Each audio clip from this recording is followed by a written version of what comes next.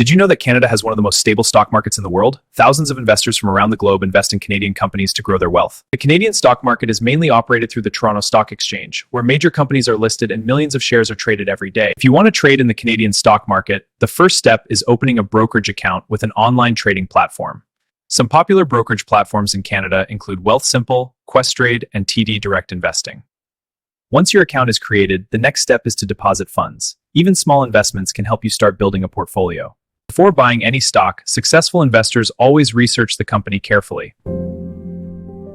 There are two main methods investors use. Fundamental analysis focuses on company profits, debt, and growth potential. Technical analysis studies price charts and market trends to predict future stock movements.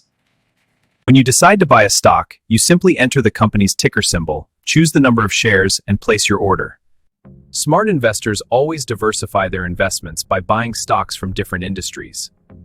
Canada's economy is strongly connected to natural resources like oil, gas, and minerals, which often influence its stock market performance. However, like every market, investing in stocks also carries risks. Market crashes, economic changes, and company losses can affect investors. That's why experienced investors focus on research, long-term strategy, and disciplined decision-making.